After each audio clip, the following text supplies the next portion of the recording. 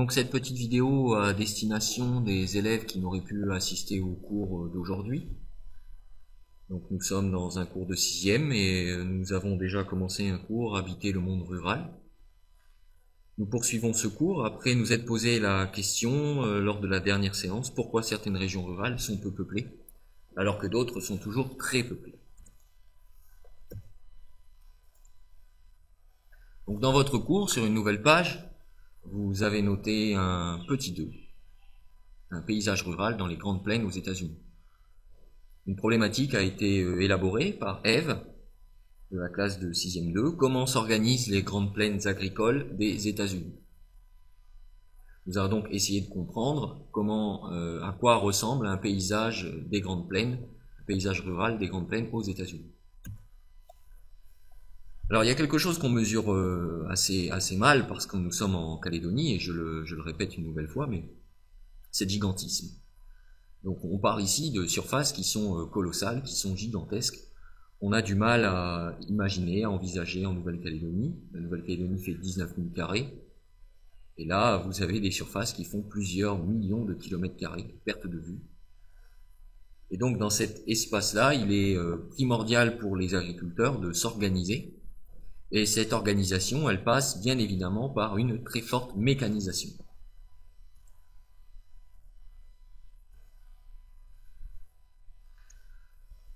Alors j'ai proposé un petit film dans le cadre de ce cours. Je vous mettrai le lien de ce film sur Pronote pour que vous puissiez le revoir, et qui montre bien le gigantisme de l'agriculture américaine. Alors aux États-Unis, on produit un petit peu de tout, mais vous voyez que au niveau des grandes plaines, ici, donc au niveau des grandes plaines, dans cet espace jaune là que vous voyez bien apparaître, on va essentiellement se consacrer à la culture des céréales, du blé, du maïs et du soja. Donc les États-Unis sont les 3e producteurs mondiaux de blé, les premiers producteurs de maïs, les premiers producteurs de soja. Donc tout ça, nous avons déjà eu l'occasion de le voir en cours. Et vous avez réalisé sur votre fiche d'activité, sur votre cahier d'activité de TP, pardon, vous avez effectué le travail autour des fiches d'activité 31 et 32, les activités A et B. Une fois que l'activité est faite, vous la collez, la fiche 31, vous la pliez, vous la collez partie cours, la fiche 32, partie activité. Alors, partie cours, vous prenez cette trace écrite, ou vous avez pris cette trace écrite, rajouter cette expression, l'agriculture commerciale. C'est une agriculture dont la quasi-totalité de la production est destinée à la vente. Alors, notez-la, puisque le cours que vous allez donc maintenant suivre à la maison, depuis chez vous, va concerner cette agriculture commerciale. C'est donc un petit 3, vivre de l'agriculture commerciale dans les grandes plaines en Amérique du Nord.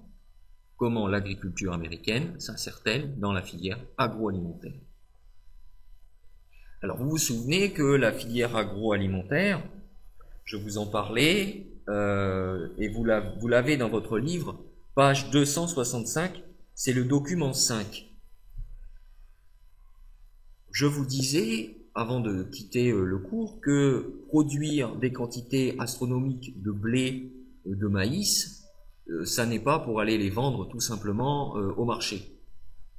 Donc, je vous présentais l'insertion des exploitations agricoles des grandes plaines d'Amérique dans une filière, dans un cadre beaucoup plus large, et on va parler de filière agroalimentaire, avec en amont des industries, par exemple, où les agriculteurs vont pouvoir acheter les semences, les engrais chimiques, les pesticides et les machines, ou également prendre des assurances, ou contracter des prêts à la banque. Et puis, en aval, il va y avoir l'industrie agroalimentaire, où le paysan, l'agriculteur américain, va pouvoir vendre ses grains pour en faire de la farine, du pain, de la brioche, des yaourts, etc., etc., etc. Alors, c'est très bien résumé, comme je vous le disais dans le document 5, Et puis, ça vous renvoie aussi vers l'activité C de la fiche 32 du cahier de TP, que vous, si vous ne l'avez pas fini en classe, que vous devez finir à la maison. Donc, vous répondez à cette activité, que vous collerez ensuite partie activité. Et puis, vous aurez donc la trace écrite à prendre, qui vous présente finalement l'évolution du nombre d'agriculteurs dans les grandes plaines, parce que finalement, ce qu'on constate, on n'oublie pas qu'on travaille sur un espace où il y a de moins en moins de personnes, hein, ce sont des espaces peu peuplés, vous vous souvenez. Le nombre d'agriculteurs ne cesse de diminuer alors que la production ne cesse d'augmenter. C'est normal, cela s'explique par la mécanisation, une nouvelle fois, par l'amélioration des machines qui sont de plus en plus performantes et qui permettent de récolter sur de très très grandes surfaces. Je vous renvoie vers le petit film que nous avons visionné lors de notre dernier cours.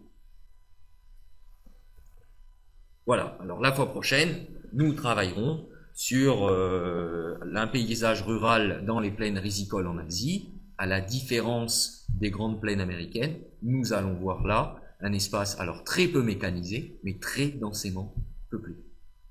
Voilà. J'espère que cette petite vidéo vous aura été utile. Puis bien, je vous dis à très bientôt pour notre prochain cours.